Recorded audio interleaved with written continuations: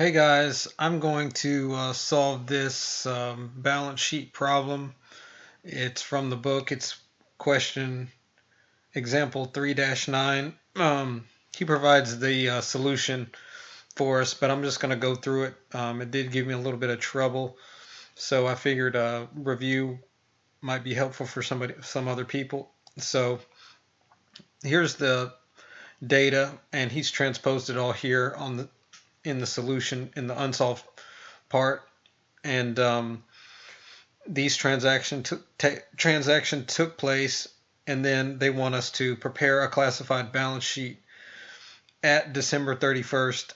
Ignore income taxes. Okay, so really, what this is a balance sheet right here.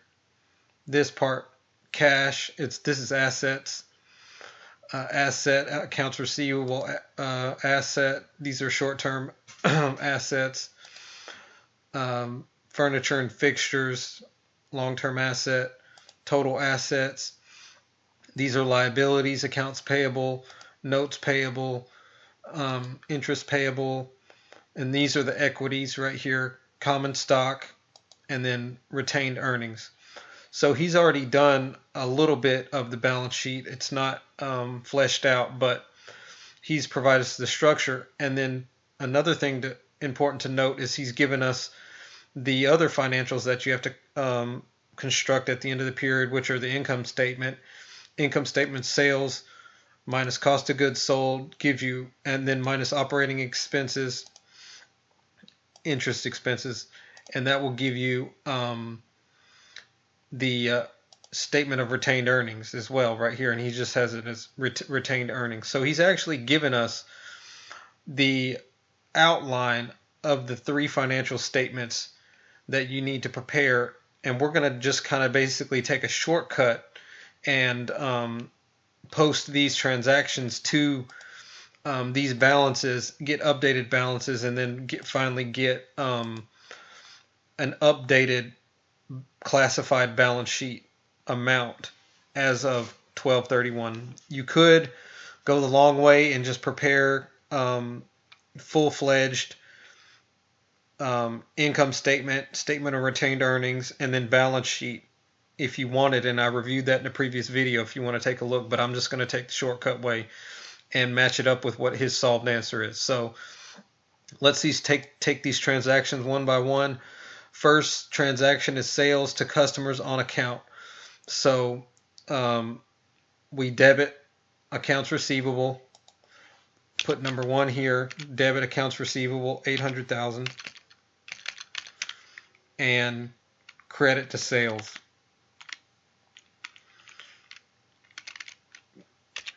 $800,000. Now, notice this transaction is interesting because it appears on the balance sheet, and it also appears on this little income statement. Let me just label these.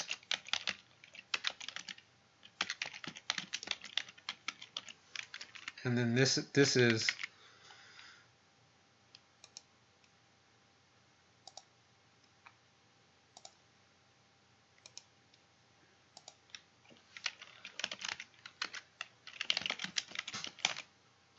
income statement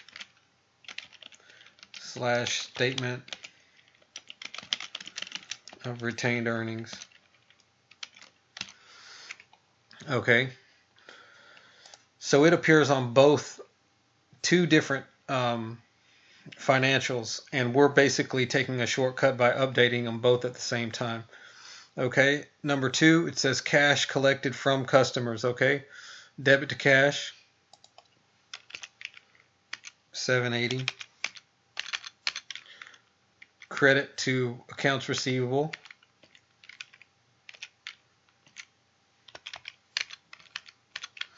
okay. Purchase of materials on account, okay. Accounts payable, well, first debit the merchandise, inventories,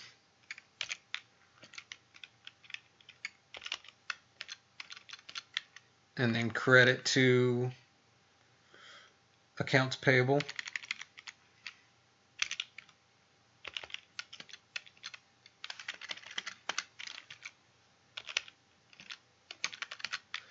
Okay. Cash payment to suppliers. Okay. Credit to cash. Debit to accounts payable.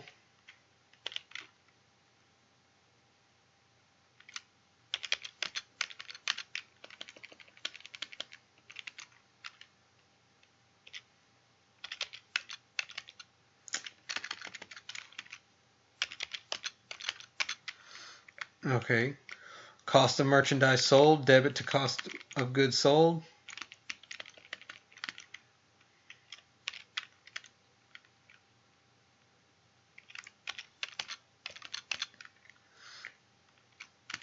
Credit to sales.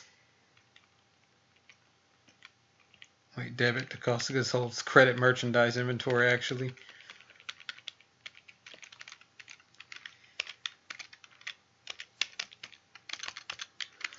Okay, 6. Cash paid for operating expenses, debit operating expenses. Notice again we're switching between the balance sheet and the statement of income statement and statement of retained earnings. Operating expenses, credit to cash.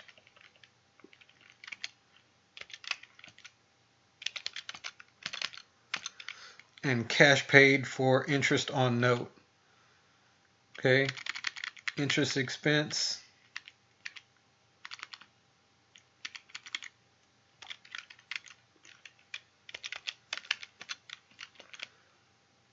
And then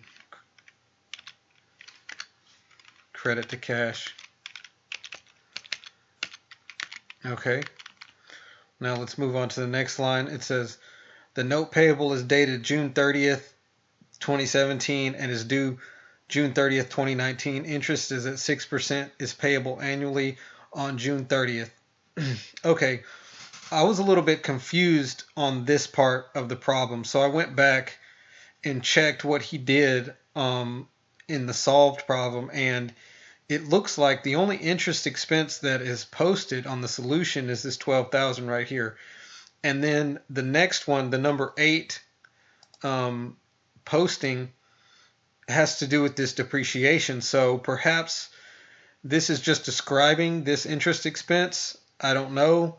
I might have to ask him about that. Please post in the comments below if you understand that portion. I just skipped it because I was, because the solution went straight to 8 and didn't post anything further about this interest expense. So I assume it's already posted in 7 and they're just describing it. I don't know. So if you know, let me know in the comments below.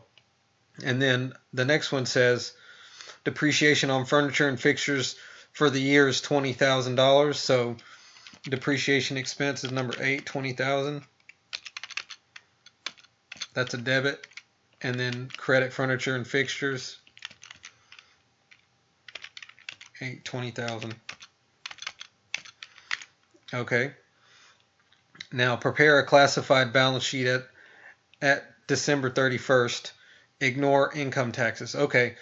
So in order to do that, what we have to do is find out what our net income is. And right here, he made us this little income statement already with sales minus cost of goods sold, minus operating expenses, minus interest expense, minus depreciation expense. That will give you your net income. And that net income is transferred to the statement of retained earnings. So let's just calculate it here. Net income, let's get a total for this.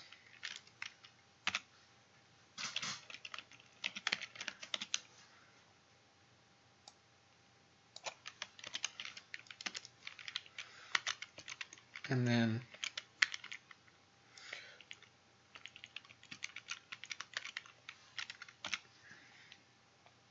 our net income will equal the sales minus cost of goods sold.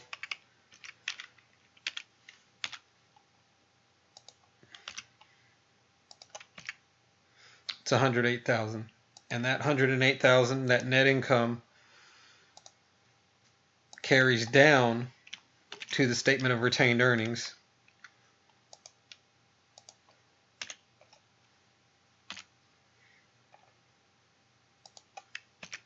Okay, so retained earnings, we'll just put that here.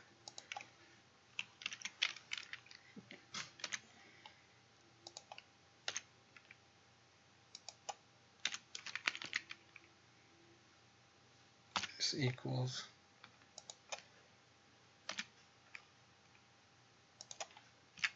and our retained earnings is 108,000. So just to make sure we're in balance, we take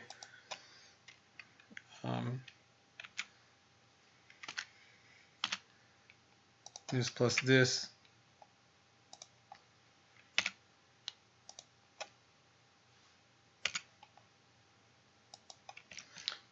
$800,000, and this equals 800,000. So we're in balance. Okay. Next thing we have to do is complete the debits and the credit balances for each one of these accounts. So the cash is a normal debit balance. That equals your beginning balance here plus your debit minus your credit minus your credit here minus this credit, 168,000.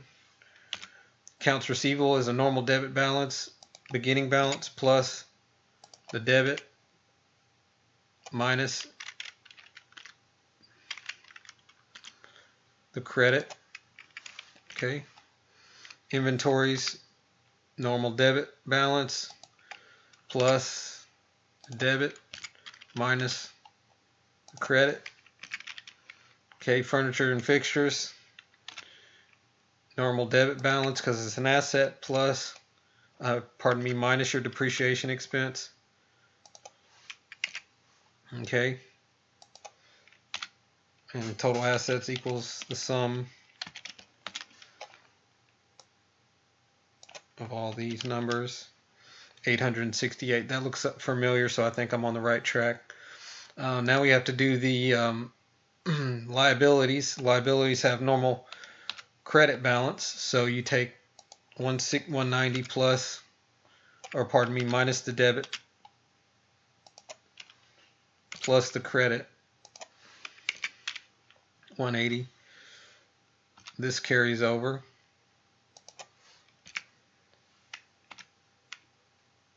This carries over. Common stock carries over.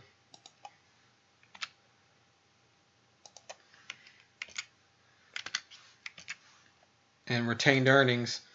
Remember, we have the retained earnings right here, and I haven't posted it to the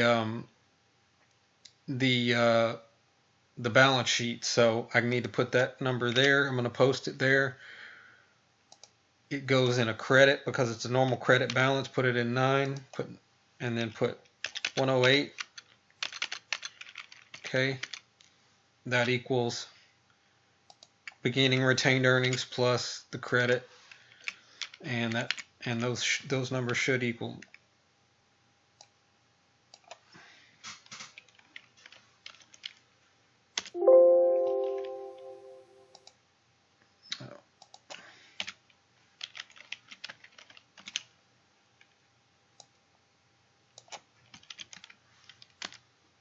And we're in balance, 868,000, 868,000. So this is just a brief overview of how to prepare all three of the financials using a shortcut method where you only have the skeleton of the balance sheet and the skeleton of the income statement and retained earnings, and the entire statement of retained earnings is just that one line there. So you actually do have income statement, statement of retained earnings, and balance sheet, and you just adjust based on these entries here.